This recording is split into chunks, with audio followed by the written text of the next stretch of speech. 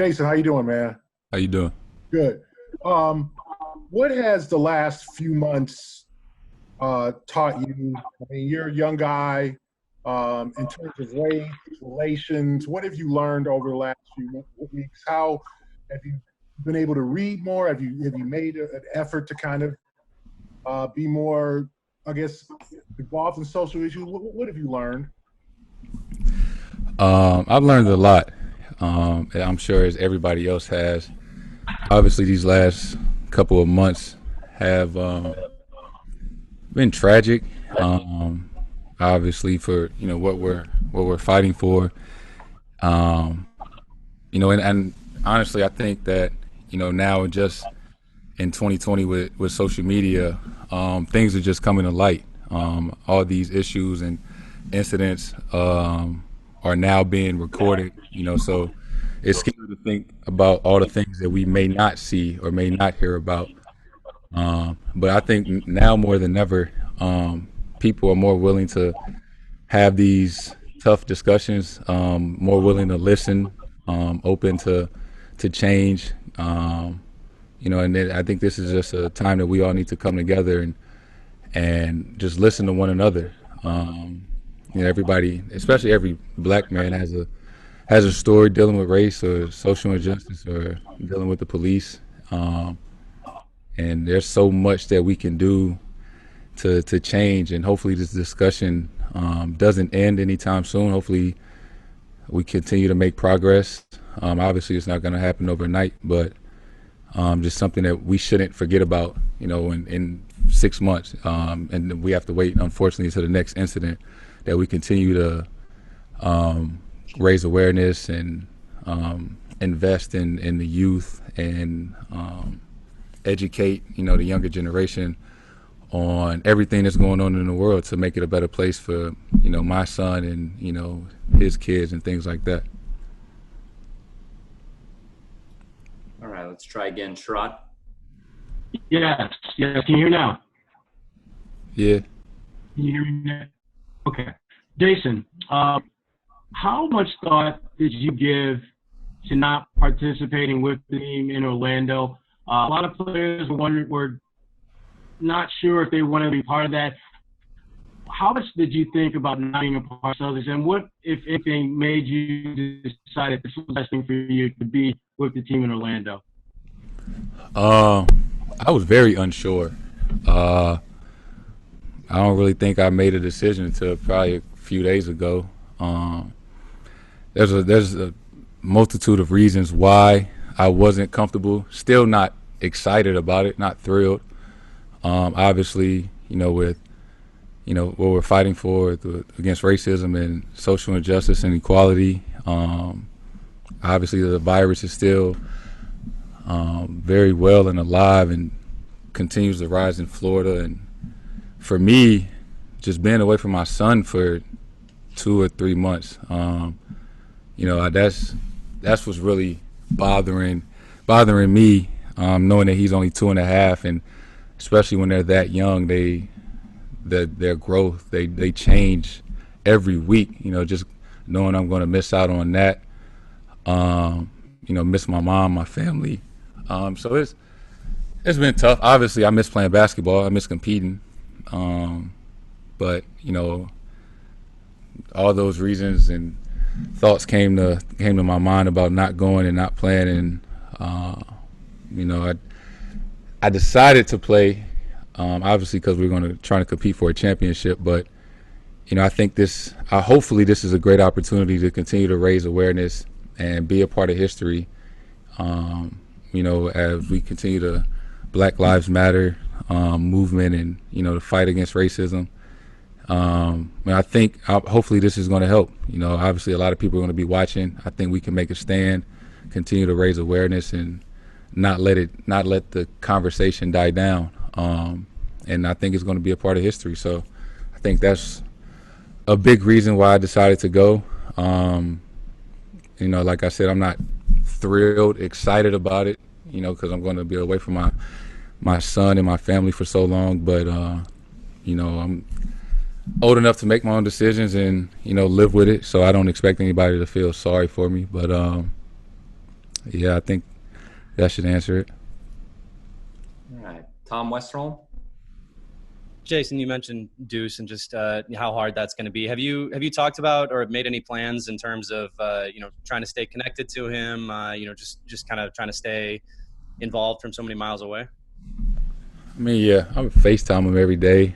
I think that's the best I can do. He's still young enough that he doesn't know that I'm going to be gone for so long. So it's hard. I can't have that conversation with him.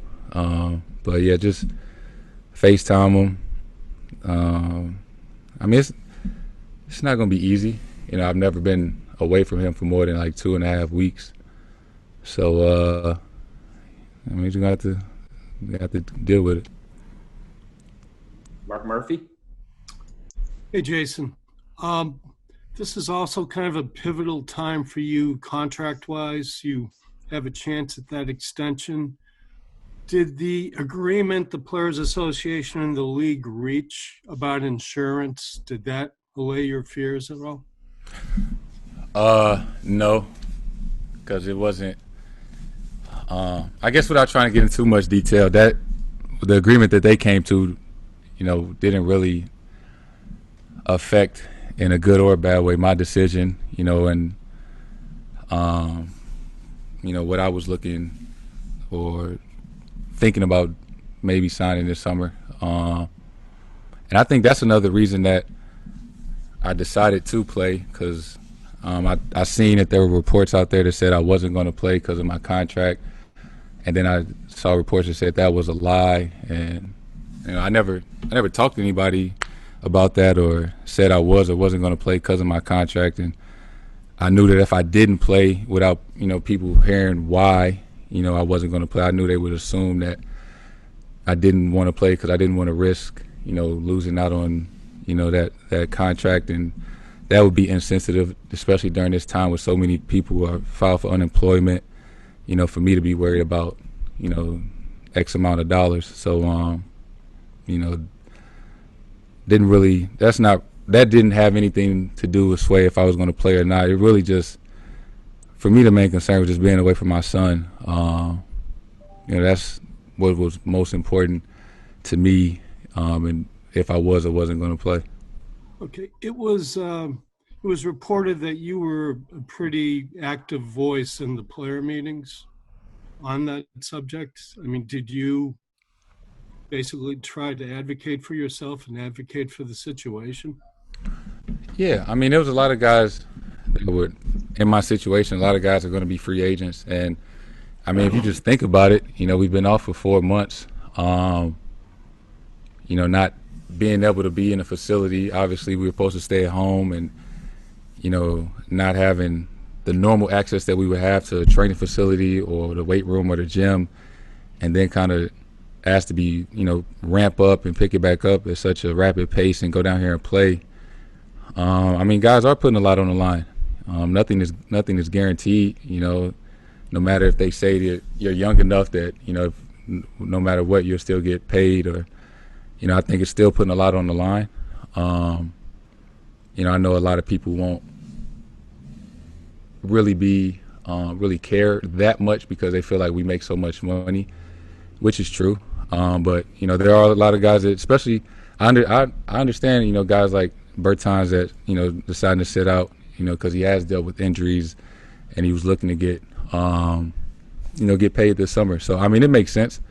Everybody has their own reasons for not playing, and I don't fault anybody, as this is a tough decision to go through. But yeah, I was voicing for them to make some type of adjustment that could give some guys some stability going into this time that's so uncertain. Thanks, man. Jared Weiss? Jayson, you were in this incredible rhythm as the season was ending, and after this long layoff, what do you have to do to try to find that rhythm? And do you feel responsible for, I guess, getting back to that point when you hear people like Scottie Pippen saying that they feel like they're ready to lead a championship and things like that? I think it's just reps. You're just getting back in the gym, getting back in the flow of things.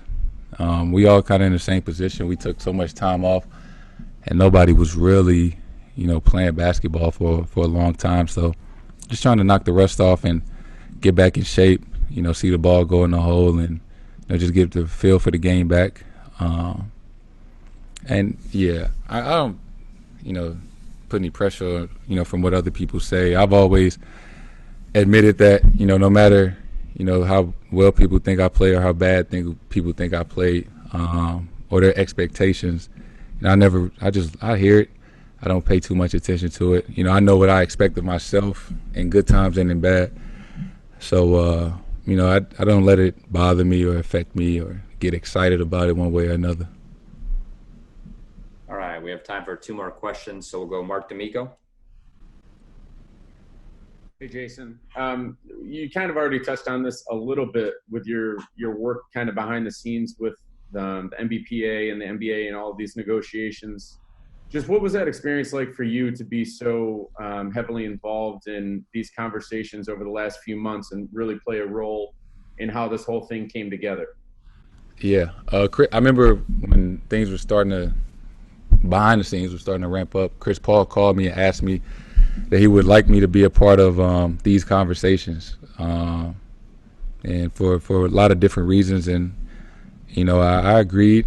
And, it's fascinating just the work that goes in behind the scenes that, the outside world doesn't hear about.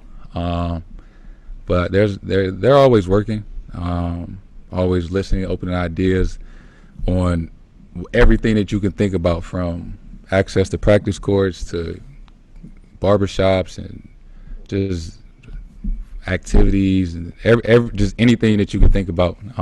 They've discussed and talked about. So it was cool to just be in there to listen and give my opinion on certain subjects as one of the younger guys. And just to follow up real quick, obviously Jalen has been pretty involved in this as well. So what type of conversations did you guys have throughout the entire process of you both having your hands in this? Yeah, JB's been involved longer than I have with the Players Association. So this was like my first go at it, and we talked from time to time about, we was on calls together, and it was just cool just to be 2 of the younger guys, and people respect us and willing to listen to our opinions and things that we think that are important to talk about. All right, last question, Abby Chin. Hi, Jayson. Glad to see you're doing well. Sorry to shift the focus back to basketball, but there was a report that your first day back in the gym, you hit about 90% of your shots. Is that accurate? It might be. It wasn't no defense out there, so I would hope I could make shots when nobody's guarding me. That's pretty remarkable coming in after not working out. How does the team look? How excited are you, and where is the focus for you guys heading down to Orlando? That's one thing I am excited about. Just seeing everybody again. Guys got new haircuts. Guys look different. So just to be able to see guys again, see them back in the gym, knowing that we're going to be able to go out there and compete with each other again, that makes it worth it. I did miss those guys, and good group to be around and enjoy seeing and competing with. So I think that's what I'm excited for, just being around those guys again and sharing the floor. Is the focus back yet? Have you guys kind of shifted that mentality to be ready to play, or do you think that's something that will come when you get to Orlando? No, guys have been working. Guys are obviously. If we're gonna go down there, we might as well try to win a championship. I think that's our goal and our focus. And obviously, everybody's in the same boat. Nobody's played with each other around the league.